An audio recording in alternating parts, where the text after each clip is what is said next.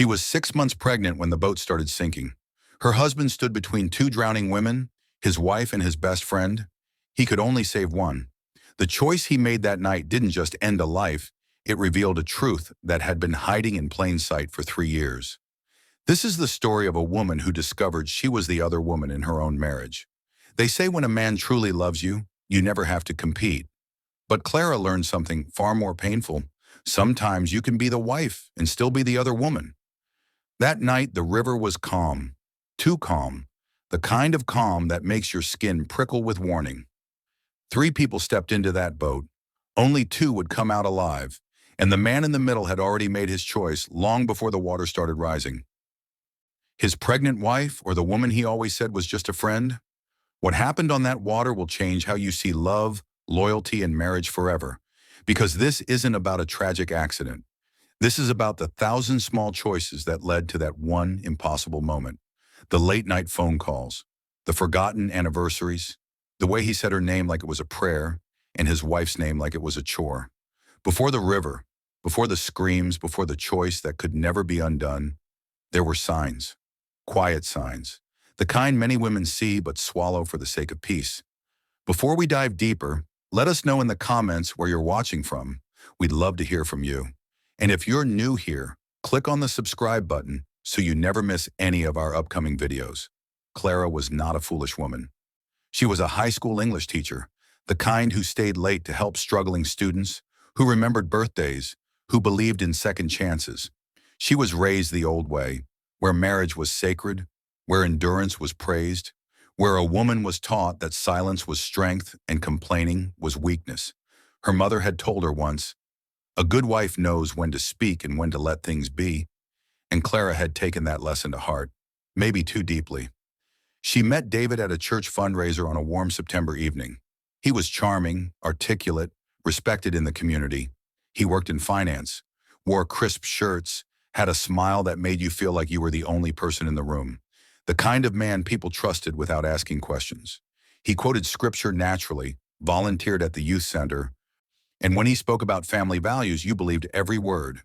When he proposed after 8 months of dating, everyone said she was lucky. Her friends threw her an elaborate bridal shower. Her mother cried happy tears.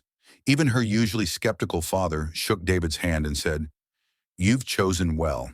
And at first she was lucky. David provided. He prayed.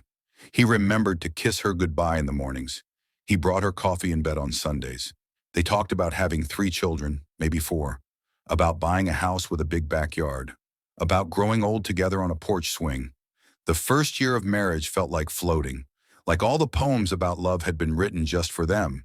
But even early on, there was Linda. Linda had always been there, like a shadow that followed David everywhere. Since childhood, David would say with that easy smile, "She's like a sister to me. We grew up on the same street. Our families are close. You'll love her once you get to know her." And Clara wanted to be the cool wife, the understanding wife, the wife who didn't get jealous over childhood friends. So she smiled and nodded and invited Linda to their wedding. Yet sisters didn't call at midnight. Sisters didn't cry in his arms when Clara was in the next room, pressing her ear against the door, trying to understand the muffled conversation. Sisters didn't need 2-hour coffee dates 3 times a week. Clara noticed the way David's voice softened for Linda, dropping an octave, becoming gentler, more patient. The way he laughed more freely around her, throwing his head back, eyes crinkling. The same way he used to laugh with Clara during their first months together. The way her name slipped out too easily, "Linda thinks we should try that new restaurant." Linda mentioned a great deal on cars. Linda said the funniest thing today. Still, Clara said nothing. Because wives are taught to be understanding. Because she'd seen her own mother swallow similar hurts for 30 years. Because David always had an explanation ready. Always made her feel small for noticing. Always turned it around until she was the one apologizing for being insecure. "You're overthinking," he'd say, stroking her hair like she was a worried child. "Linda's just lonely. She's going through a rough time. I'm just being a good friend. Isn't that what Christians are supposed to do?" And Clara would feel guilty, selfish, small. So she'd apologize and make dinner, and pretend she didn't notice when his phone lit up with Linda's name for the fifth time that evening. The imbalance became impossible to ignore during their second year of marriage. On Linda's birthday, David bought her a diamond bracelet, the kind that caught the light and threw rainbows across the room. He surprised her with a new iPhone, the latest model, because her old one was cracked. He took her to dinner at the steakhouse downtown, the expensive one Clara had mentioned wanting to try for months. Posted smiling pictures online with captions like celebrating this amazing human. Blessed to have a friend like you. For Clara's birthday that same year, nothing. No card, no dinner, no post. When she mentioned it quietly the next day, David looked genuinely confused. Was that yesterday? I've been so swamped at work. We'll celebrate this weekend, I promise. The weekend came and went. They ordered pizza and watched television. For their second anniversary, David gave her a blender, wrapped hastily in newspaper. No card, no ribbon. It's practical, he said when he saw her face.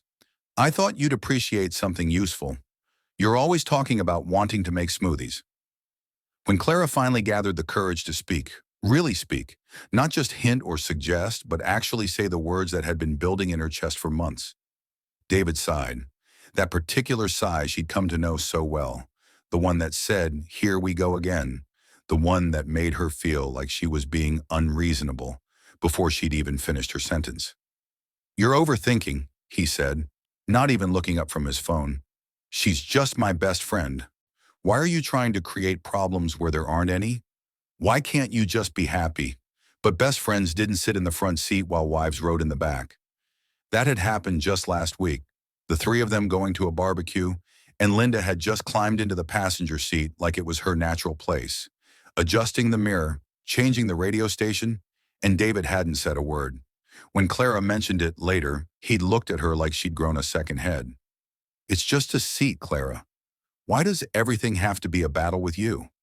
Best friends didn't know his schedule better than his own wife, didn't have a key to the house, didn't show up uninvited on Saturday mornings with fresh bagels and inside jokes that Clara wasn't part of. But Clara was pregnant now, finally pregnant after months of trying, and pregnancy teaches women to fear loneliness more than disrespect. The thought of being a single mother, of explaining to her child why daddy wasn't there, of facing her family's disappointment, of starting over at 32 years old, it all felt too heavy. So she stayed. She told herself it would get better once the baby came, that David would step up, that fatherhood would shift his priorities.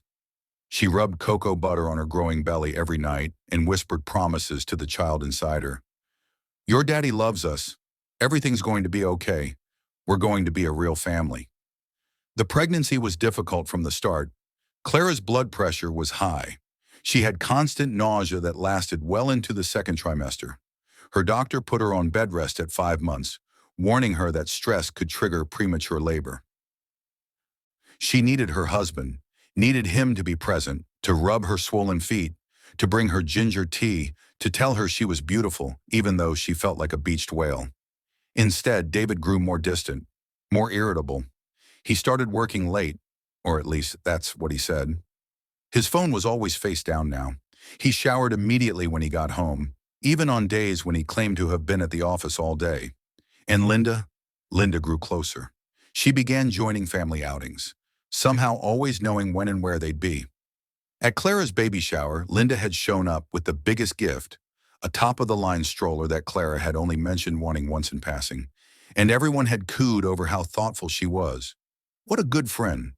She came to doctor's appointments, sitting in the waiting room, just wanted to be supportive.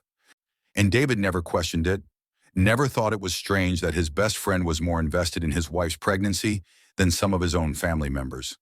Clara watched her marriage shrink until it felt like a borrowed space, like she was a guest in her own life.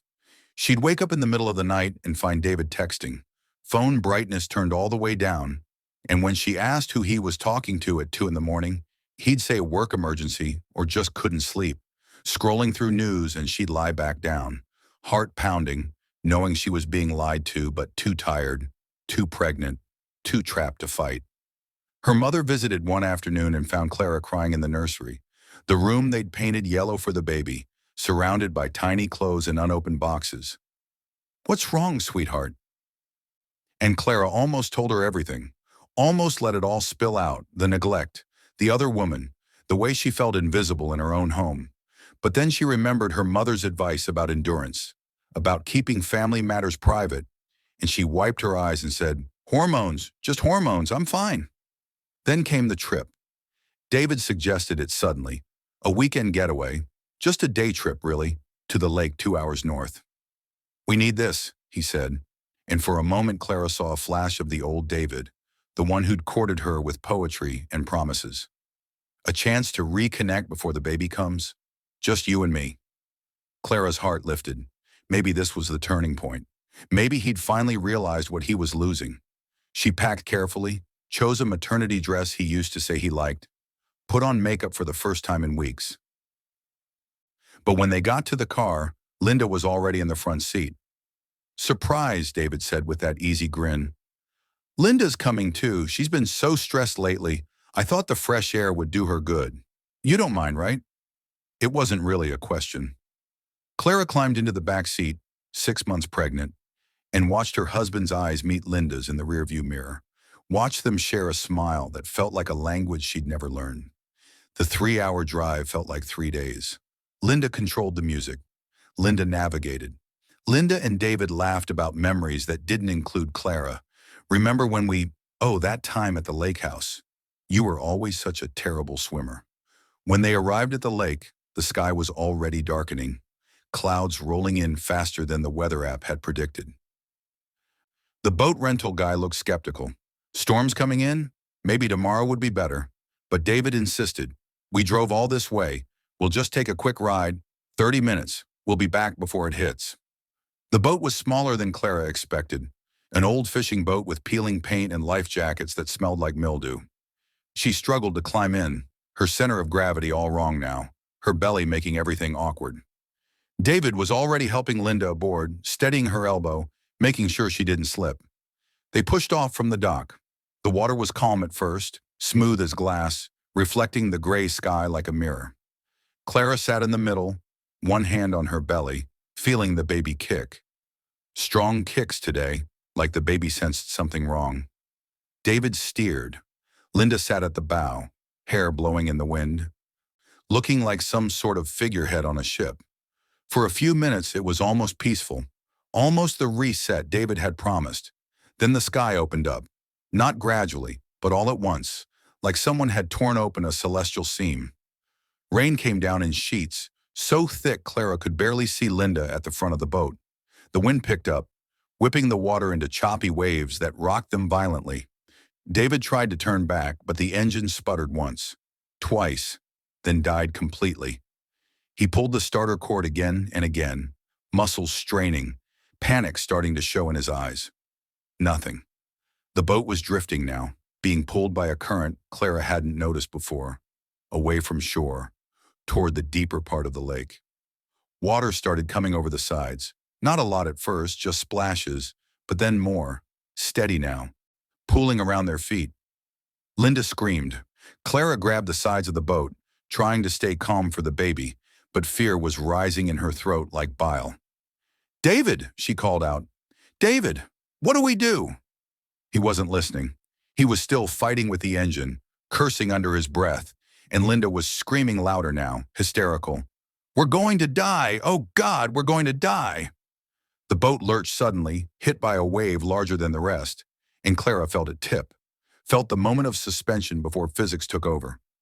She reached for David, her hand outstretched, fingers grasping at air, and she saw his face, saw him looking between her and Linda, saw something she'd never seen before.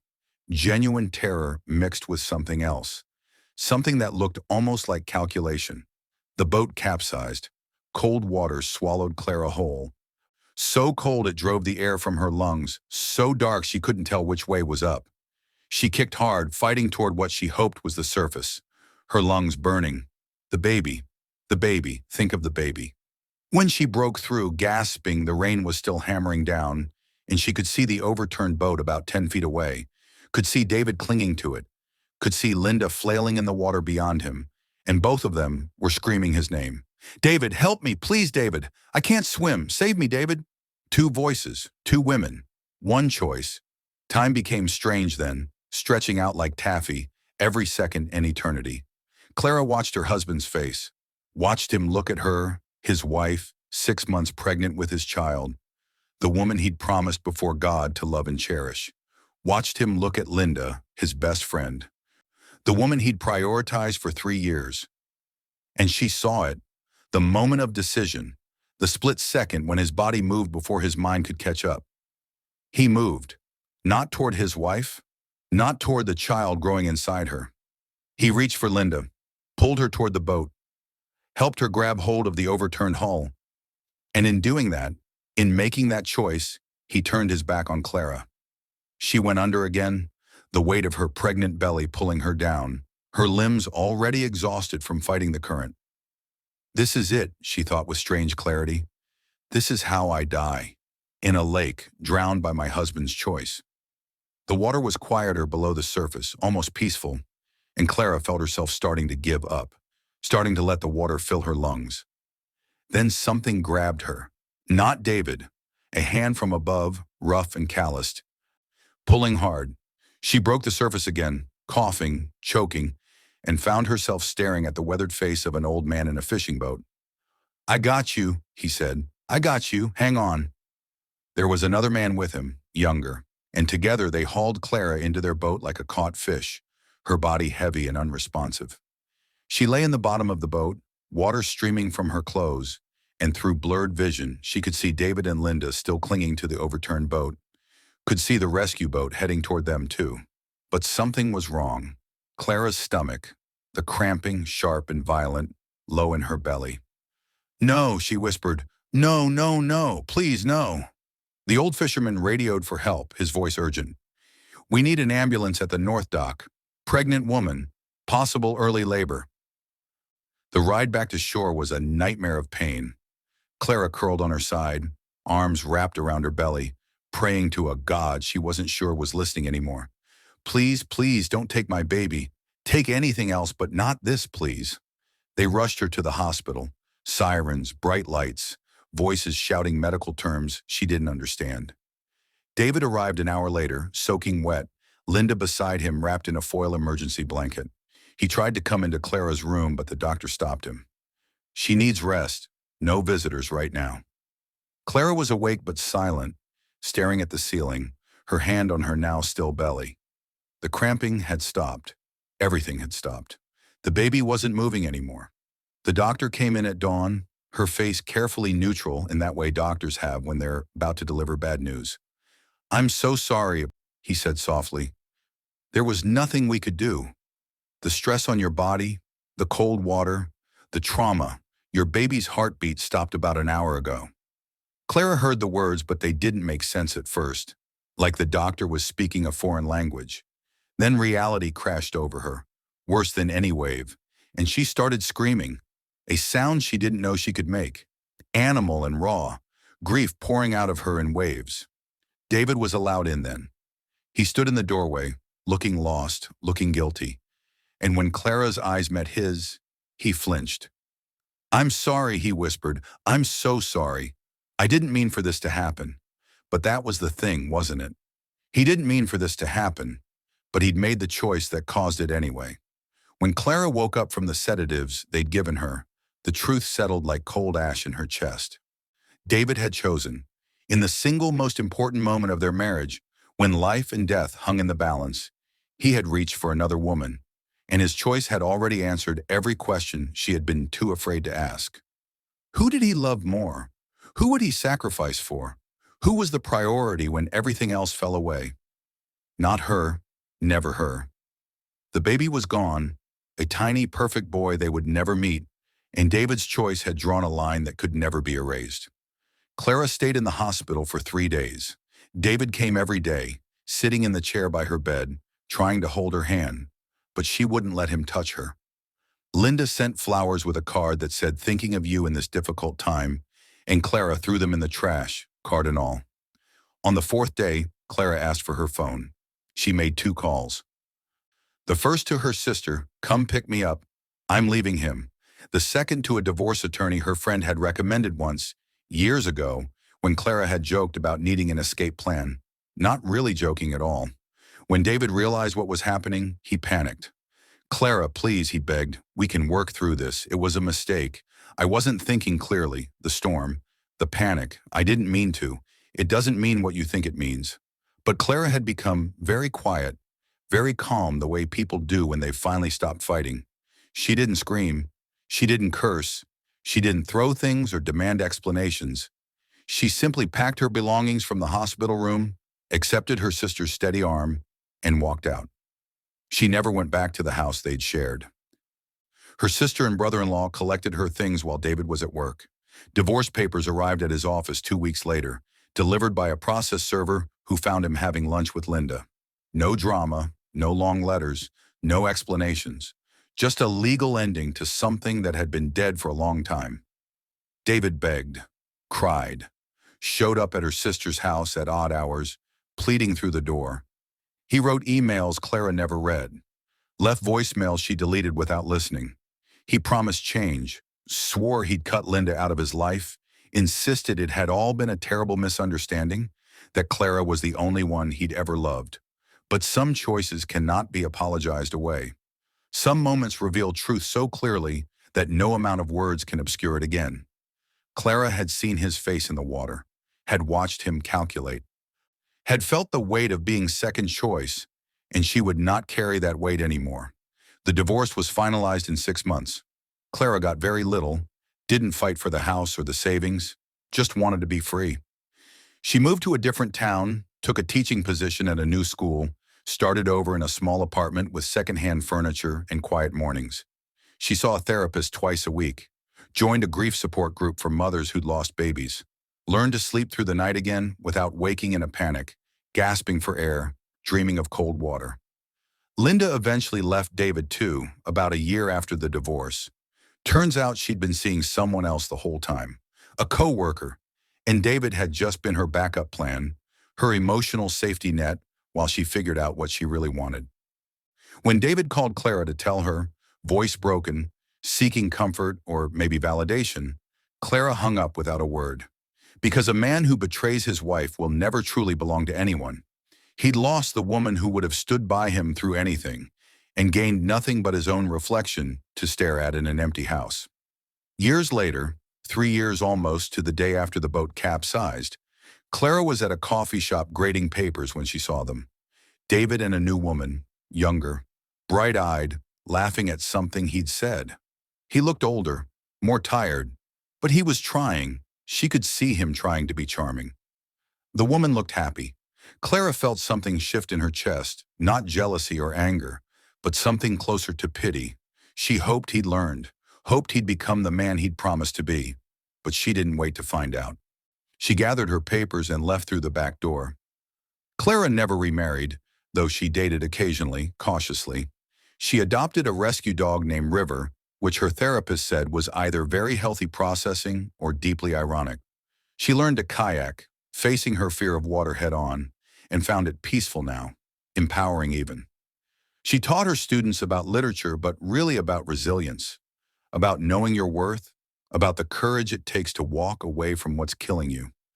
And when asked by a student once during an honest conversation after class why she never fought harder to save her marriage, Clara said something she'd learned in therapy, something she'd needed years to understand. "I was never fighting another woman," she said quietly. "I was fighting a man who had already decided." You can't compete for someone's love when they've already given it away. You can't make yourself a priority in someone else's life when they've chosen to make you an option. The healthiest thing I ever did was stop fighting for someone who wasn't fighting for me. So now I ask you, if you were Clara, would you have stayed silent longer? Would you have ignored the signs, the late-night calls, the diamond bracelets? The way his voice changed when he said her name? How many small betrayals does it take before you call it what it is? If you were David, would you have chosen differently? In that split second when the water was rising and 2 people needed you, would instinct have led you to your wife, or would hesitation have revealed what your heart already knew? And if you were watching from the outside, if this was your sister, your daughter, your best friend living this life, how many signs would it have taken before you spoke up? Before you said the hard thing, the uncomfortable thing? The thing that might have saved her years of pain? Share your thoughts in the comments below. Your story might help someone who is still drowning in silence, someone who needs permission to trust their instincts, someone who needs to hear that walking away isn't giving up. It's choosing yourself. Subscribe for more stories that don't just entertain but challenge us. Stories that hold up a mirror to our choices, our relationships, our capacity for both cruelty and courage. Because some stories aren't meant to be forgotten, they're meant to be learned from. They're meant to remind us that love without respect is just a pretty word, that loyalty must go both ways, and that sometimes the bravest thing you can do is save yourself when no one else will.